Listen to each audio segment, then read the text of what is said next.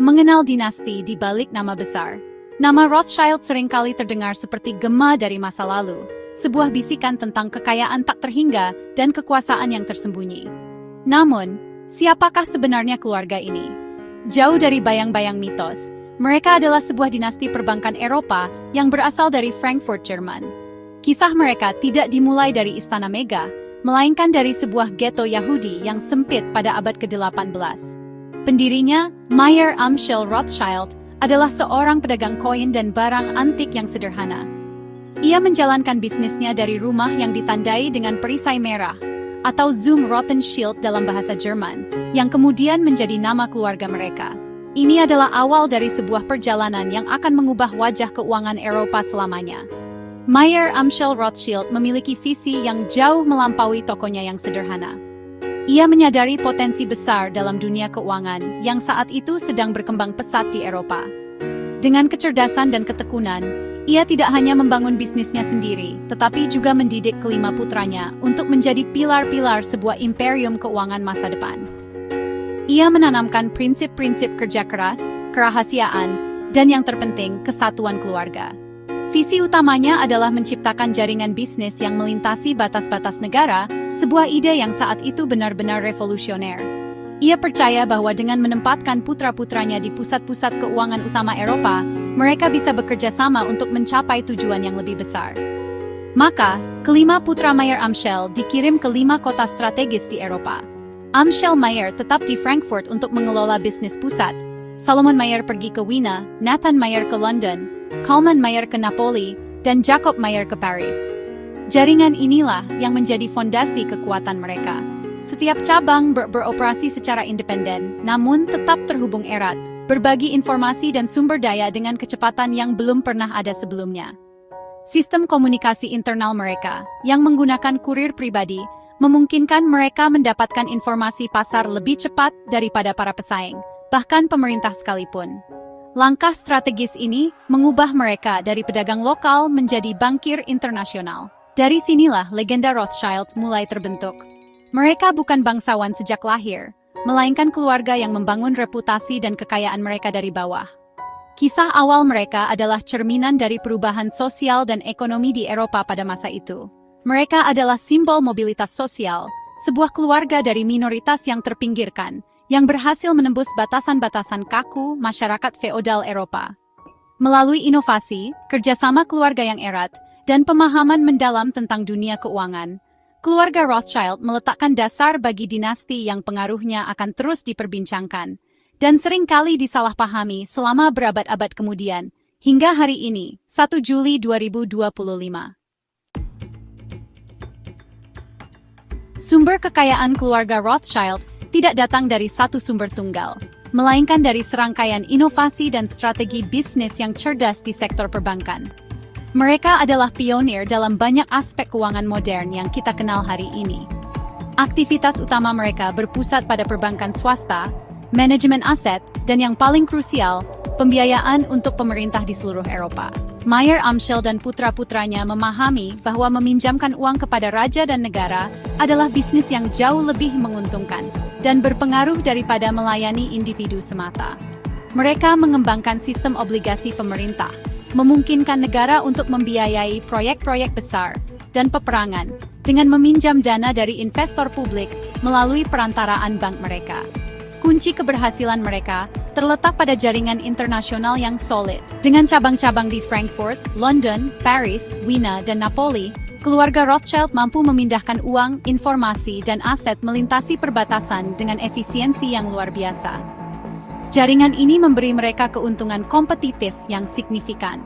Misalnya, mereka dapat memanfaatkan perbedaan suku bunga atau nilai tukar mata uang antar negara.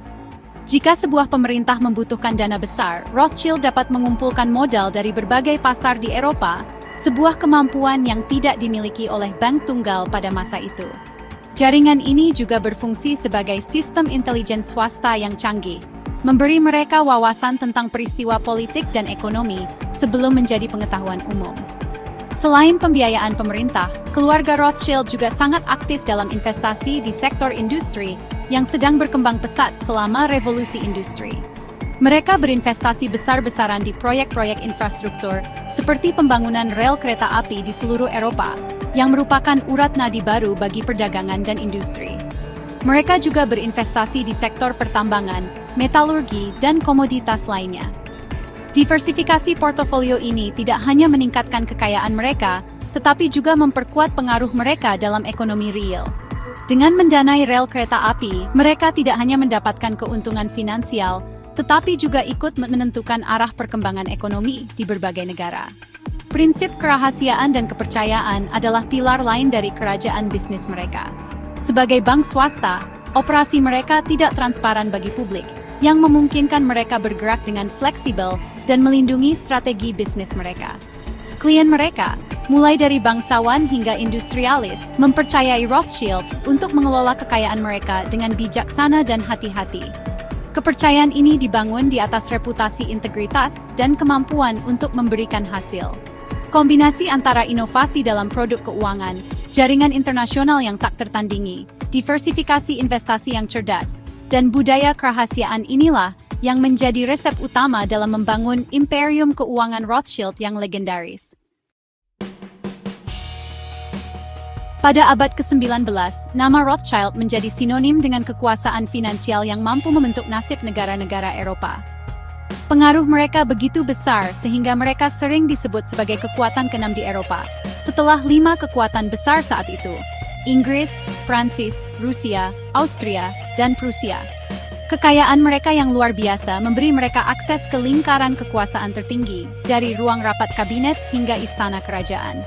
Mereka bukan sekadar bankir, mereka adalah penasihat keuangan, diplomat informal, dan mediator dalam konflik internasional. Ketika sebuah negara membutuhkan dana untuk perang, rekonstruksi pasca perang, atau proyek pembangunan ambisius, Bank Rothschild adalah salah satu tujuan utama mereka. Salah satu contoh paling nyata dari pengaruh mereka adalah kemampuan untuk menstabilkan atau, sebaliknya, menekan pasar keuangan. Dengan modal yang sangat besar dan tersebar di berbagai negara, tindakan kolektif dari bank-bank Rothschild dapat mempengaruhi harga obligasi pemerintah, nilai tukar mata uang, dan bahkan ketersediaan kredit secara keseluruhan.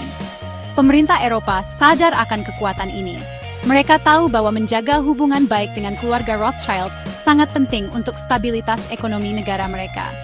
Keluarga ini, pada gilirannya, menggunakan pengaruh ini untuk melindungi kepentingan bisnis mereka dan mempromosikan kebijakan yang mendukung perdagangan bebas dan stabilitas politik. Karena perdamaian adalah kondisi ideal untuk bisnis berkembang. Pengaruh mereka tidak hanya terbatas pada dunia keuangan dan politik. Keluarga Rothschild juga menjadi patron seni dan filantropi yang signifikan. Mereka mengumpulkan koleksi seni yang luar biasa, membangun istana-istana megah yang menjadi pusat kehidupan sosial kaum elit Eropa, dan mendanai berbagai institusi budaya dan pendidikan.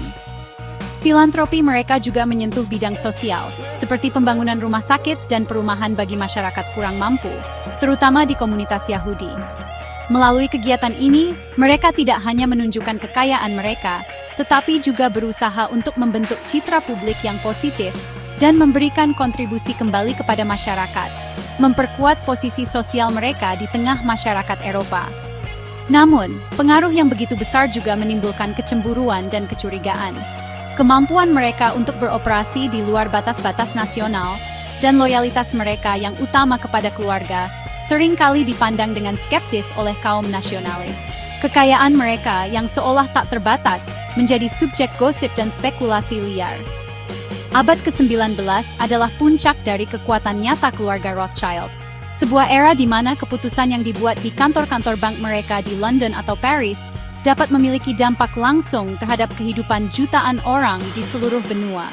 Ini adalah fondasi dari reputasi mereka yang bertahan hingga kini, sekaligus menjadi benih bagi mitos-mitos yang akan muncul kemudian. Salah satu kisah paling terkenal, meskipun sebagian besar telah dibumbui mitos, yang menggambarkan ketajaman bisnis Rothschild adalah keterlibatan Nathan Mayer Rothschild dalam pertempuran Waterloo pada tahun 1815. Legenda populer menyebutkan bahwa Nathan menggunakan jaringan kurirnya yang superior untuk mengetahui hasil pertempuran lebih awal dari pemerintah Inggris. Ia kemudian dituduh menyebarkan rumor palsu bahwa Napoleon telah menang, menyebabkan kepanikan di Bursa Efek London dan anjloknya harga obligasi pemerintah. Setelah itu, ia diam-diam membeli obligasi tersebut dengan harga sangat murah dan menjadi kaya raya ketika berita kemenangan Inggris yang sebenarnya tiba. Cerita ini sering dikutip sebagai bukti manipulasi pasar oleh Rothschild. Kenyataannya, meskipun Nathan memang mendapat informasi lebih awal, penelitian sejarah menunjukkan bahwa narasi dramatis tersebut tidak sepenuhnya akurat. Ia memang mendapat untung dari kemenangan Inggris, tetapi bukan melalui penyebaran informasi palsu. Ia menggunakan pengetahuannya untuk mengambil posisi beli di pasar obligasi, sebuah keputusan berisiko yang didasarkan pada keyakinan bahwa kemenangan Inggris akan menstabilkan keuangan negara dan meningkatkan nilai obligasi. Meskipun tidak sedramatis legenda, insiden ini tetap menyoroti keunggulan jaringan informasi Rothschild dan kemampuan mereka untuk menerjemahkan informasi menjadi keuntungan finansial, yang pada akhirnya memperkuat posisi cabang London sebagai bank terkemuka di dunia. Momen penting lainnya yang menunjukkan pengaruh besar Rothschild terjadi pada tahun 1875 terkait dengan terusan Suez. Perdana Menteri Inggris, Benjamin Disraeli, mengetahui bahwa Khedive Messier yang sedang terlilit utang berencana menjual sahamnya di perusahaan terusan Suez. Disraeli melihat ini sebagai peluang strategis yang krusial bagi kerajaan Inggris untuk mengamankan jalur vital menuju India. Namun, pemerintah tidak memiliki dana siap pakai dan parlemen sedang tidak bersidang untuk menyetujui anggaran. Dalam situasi mendesak ini, Disraeli berpaling kepada sahabatnya, Lionel de Rothschild, kepala cabang London. Ia bertanya apakah Rothschild & Sons bisa menyediakan pinjaman sebesar 4 juta pound sterling dalam waktu singkat. Tanpa ragu, Lionel de Rothschild setuju untuk menyediakan dana tersebut. Kabarnya, ia hanya berkata, Anda akan mendapatkannya. Transaksi ini memungkinkan pemerintah Inggris untuk membeli 44% saham terusan Suez, memberikan mereka kontrol signifikan atas jalur air strategis tersebut. Tindakan ini tidak hanya merupakan transaksi keuangan yang besar, tetapi juga sebuah manuver geopolitik yang signifikan, yang dimungkinkan oleh kecepatan dan sumber daya dari satu bank swasta. Hal ini menunjukkan tingkat kepercayaan dan hubungan simbiosis antara keluarga Rothschild dan pemerintah di negara tempat mereka beroperasi, di mana kepentingan bisnis dan kepentingan nasional dapat berjalan seiring. Memasuki abad ke-21, keluarga Rothschild mungkin tidak lagi memiliki pengaruh politik langsung seperti pada abad ke-19, tetapi mereka tetap menjadi pemain penting di panggung keuangan global. Kerajaan bisnis mereka telah berevolusi menyesuaikan diri dengan perubahan zaman.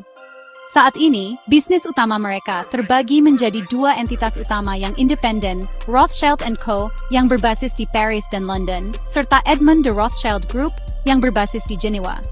Mereka tidak lagi fokus pada pembiayaan negara secara masif seperti di masa lalu. Sebaliknya, fokus mereka telah bergeser ke layanan perbankan investasi, manajemen kekayaan swasta, dan penasihat keuangan korporat. Rothschild & Co., misalnya, dikenal sebagai salah satu firma penasihat keuangan terkemuka di dunia. Mereka seringkali terlibat dalam transaksi merger dan akuisisi yang kompleks dan bernilai miliaran dolar, memberikan nasihat kepada perusahaan-perusahaan besar dan pemerintah. Keahlian mereka bukan lagi pada penyediaan modal dalam jumlah besar, melainkan pada pemberian nasihat strategis yang cerdas dan negosiasi yang cermat. Reputasi mereka yang dibangun selama lebih dari 2 abad memberi mereka tingkat kepercayaan yang sulit ditandingi oleh pesaing yang lebih baru. Mereka mempertahankan citra eksklusivitas dan keahlian, melayani klien kelas atas yang mencari nasihat independen dan terpercaya. Sementara itu, Edmund de Rothschild Group lebih berfokus pada perbankan swasta dan manajemen aset. Mereka mengelola kekayaan untuk individu-individu super kaya, keluarga, dan institusi di seluruh dunia. Selain layanan keuangan tradisional, grup ini juga telah mengembangkan keahlian di bidang investasi alternatif, seperti private equity dan real estate. Mereka juga dikenal karena komitmen mereka pada filantropi dan investasi yang berdampak sosial, melanjutkan tradisi keluarga dalam bidang ini. Bisnis modern Rothschild mencerminkan pergeseran dari kekuatan modal mentah menjadi kekuatan intelektual dan reputasi dalam industri jasa keuangan yang semakin kompleks. Meskipun masih merupakan nama besar, Skala bisnis Rothschild saat ini relatif lebih kecil jika dibandingkan dengan raksasa perbankan global seperti JP Morgan Chase atau Goldman Sachs. Mereka memilih untuk tetap menjadi butik keuangan yang fokus pada ceruk pasar tertentu daripada bersaing dalam perbankan komersial skala besar. Hingga Desember 2024, Rothschild & Co. tercatat memiliki kantor di 49 negara, sebuah jangkauan global yang signifikan, tetapi jauh dari klaim menguasai seluruh dunia. Wajah baru dinasti Rothschild adalah wajah adaptasi, sebuah keluarga yang berhasil mentransformasikan model bisnisnya untuk tetap relevan dan berpengaruh di lanskap keuangan modern yang terus berubah. Seiring dengan meningkatnya kekayaan dan pengaruh keluarga Rothschild, muncul pula narasi-narasi gelap yang menyelimuti nama mereka. Teori konspirasi yang mengklaim bahwa Rothschild secara diam-diam mengendalikan dunia bukanlah fenomena baru. Akarnya dapat ditelusuri kembali ke abad ke-19. Salah satu sumber paling awal dan paling berpengaruh adalah sebuah pamflet politik anti-Semit yang diterbitkan di Paris pada tahun 1846. Pamflet yang ditulis oleh seorang tokoh bernama George Derneville dengan nama samaran Satan ini adalah yang pertama kali menyebarkan cerita fiktif tentang bagaimana Nathan Rothschild memanipulasi Bursa Efek London setelah pertempuran Waterloo. Narasi palsu ini, seperti yang telah dibahas sebelumnya, terbukti sangat kuat dan mudah menyebar. Cerita tersebut menggambarkan Rothschild sebagai sosok yang dingin, serakah, dan tidak patriotik, yang bersedia mengambil keuntungan dari pertumpahan darah demi memperkaya diri. Narasi ini sangat menarik bagi mereka yang merasa cemburu atau terancam oleh kesuksesan finansial keluarga Yahudi ini. Pamflet tersebut menjadi cetak biru bagi banyak teori konspirasi di masa depan, menetapkan Rothschild sebagai penjahat utama dalam sebuah drama global yang tersembunyi. Meskipun telah dibantah oleh para sejarawan, kisah Waterloo ini terus diulang hingga hari ini sebagai bukti dari niat jahat keluarga tersebut. Teori konspirasi ini kemudian berevolusi dan diperkuat oleh berbagai kelompok sepanjang sejarah. Pada awal abad ke-20, nama Rothschild sering muncul dalam literatur anti-Semit, termasuk dalam dokumen palsu terkenal The Protocols of the Elders of Zion, yang mengklaim adanya rencana rahasia Yahudi untuk menguasai dunia. Dalam teks-teks ini, Rothschild sering digambarkan sebagai bendahara atau pemimpin dari konspirasi global tersebut. Baik kelompok ekstrem kanan maupun ekstrem kiri menggunakan nama Rothschild untuk tujuan propaganda mereka. Bagi kaum fasis, mereka adalah simbol kapitalisme Yahudi yang korup. Bagi sebagian kaum komunis, mereka adalah lambang dari eksploitasi kapitalis yang paling puncak. Di era digital saat ini, teori-teori ini menemukan lahan subur yang baru di internet dan media sosial. Platform online memungkinkan narasi-narasi lama untuk didaur ulang dan disebarkan dengan kecepatan kilat ke audiens global. Postingan di forum, video di YouTube, dan meme di media sosial seringkali mengklaim bahwa Rothschild mengendalikan hampir semua bank sentral di dunia, memicu perang untuk keuntungan, atau bahkan mengendalikan peristiwa alam seperti cuaca. Narasi-narasi ini, meskipun tidak berdasar, terus menarik pengikut, karena mereka menawarkan penjelasan yang sederhana dan gamblang untuk masalah-masalah dunia yang kompleks, dengan menunjuk satu keluarga sebagai kambing hitam utama. Klaim bahwa keluarga Rothschild mengendalikan dunia, atau secara spesifik memiliki hampir semua bank sentral, adalah salah satu teori konspirasi yang paling persisten namun paling mudah untuk dibantah. Mari kita lihat faktanya. Sebagian besar bank sentral di dunia, termasuk lembaga-lembaga paling kuat seperti Federal Reserve Amerika Serikat, Bank Sentral Eropa, dan Bank of England, adalah institusi publik atau kuasi-publik. Kepemilikan dan kontrol mereka berada di tangan negara, atau serangkaian bank anggota yang diatur secara ketat oleh pemerintah, bukan oleh keluarga swasta. Tidak ada bukti kredibel yang pernah menunjukkan bahwa keluarga Rothschild memiliki atau mengendalikan lembaga-lembaga ini. Federal Reserve Amerika Serikat misalnya sering menjadi target utama teori ini. Namun, sistem Federal Reserve diatur oleh Dewan Gubernur yang ditunjuk oleh Presiden Amerika Serikat dan dikonfirmasi oleh Senat. Bank-bank regional Federal Reserve memang dimiliki oleh bank-bank komersial swasta di distrik mereka, tetapi kepemilikan ini lebih bersifat kewajiban keanggotaan daripada saham yang bisa diperjualbelikan untuk keuntungan. para pemilik ini tidak memiliki hak kontrol atas kebijakan moneter. Demikian pula, Bank Sentral Eropa adalah lembaga supranasional yang dimiliki oleh bank sentral negara-negara anggota Uni Eropa. Struktur ini dirancang untuk memastikan independensi dari pengaruh politik dan swasta, termasuk dari keluarga seperti Rothschild. Teori konspirasi seringkali mengutip daftar negara yang tidak memiliki bank sentral Rothschild, seolah-olah ini adalah bukti adanya perlawanan terhadap hegemoni mereka. Daftar ini biasanya mencakup negara-negara seperti Kuba, Korea Utara, dan Iran. Namun, klaim ini menyesatkan karena dua alasan. Pertama, ia secara keliru mengasumsikan bahwa semua bank sentral lain dikendalikan oleh Rothschild, sebuah premis yang salah. Kedua, negara-negara dalam daftar tersebut memiliki bank sentral milik negara yang beroperasi sesuai dengan ideologi politik dan ekonomi mereka masing-masing. Dan ketiadaan hubungan mereka dengan perbankan global lebih disebabkan oleh sanksi internasional atau isolasi politik daripada perlawanan terhadap satu keluarga.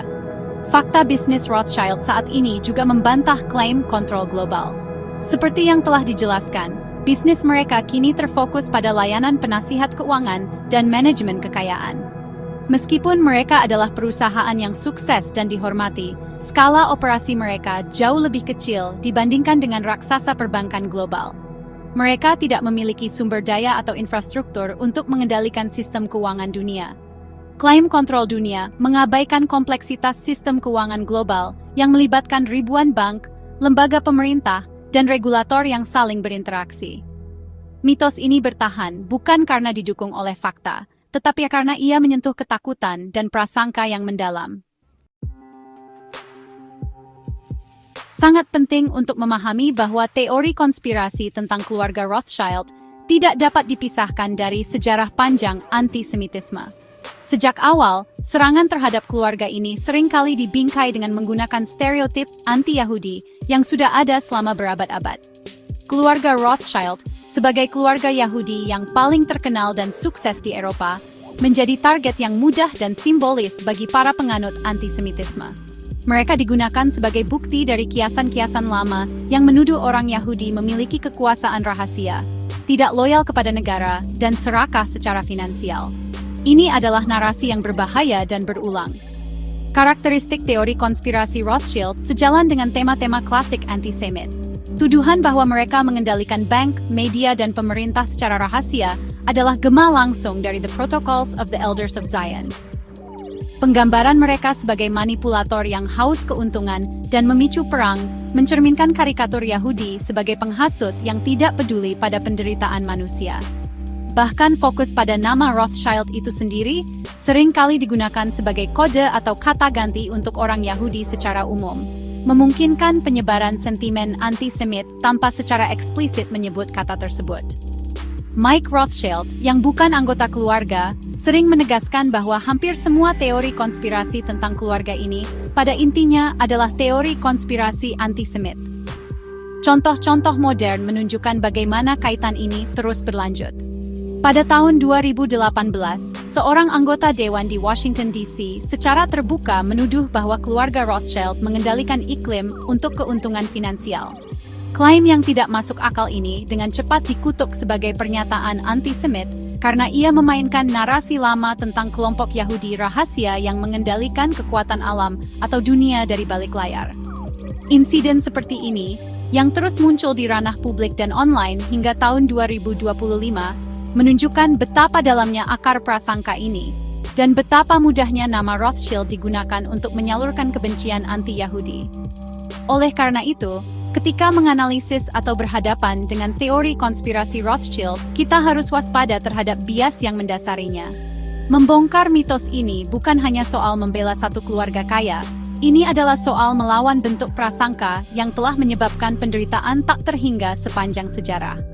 Dengan memahami bahwa teori-teori ini berakar pada antisemitisme, kita dapat lebih mengenali bahayanya dan menolaknya, bukan hanya sebagai informasi yang salah, tetapi juga sebagai ujaran kebencian yang menyamar sebagai analisis politik atau ekonomi.